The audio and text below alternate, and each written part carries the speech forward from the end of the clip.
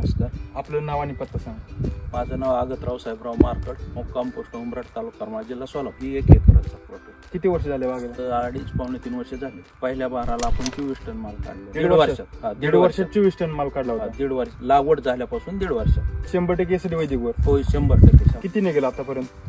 आता आपला ही दुसरा सीझन आहे. म्हणजे आता ह्या वर्षी आपल्याला टार्गेट 30 टनाचं 30 टनाचं आणि 100% निघणार. पहिले केमिकलवर ड्रॅगन करत होते, काय समस्या? पहिल्या समस्या केमिकल मुळं त्यांची व्यवस्थित चालत नव्हती. कीटकनाशक मुळे न चालल्यामुळे झाड स्ट्रॉंग बनत नव्हतं. झाड न स्ट्रॉंग बनल्यामुळे मग कीटकनाशक कीटक ही ती आपल्या म्हणजे रोग वगैरे वाढत होते. म्हणजे रोगा फवारणी खर्च जास्त होत होता. खर्च जास्त होता. आता तुम्ही वैदिकचा वापर करताय, काय समस्या क्लिअर झाल्या? आता वैदिक वापरल्यापासून आपल्याला फवारण्यावरचा तर 80% खर्च कमी. म्हणजे तुम्ही बेसवर काम केलं.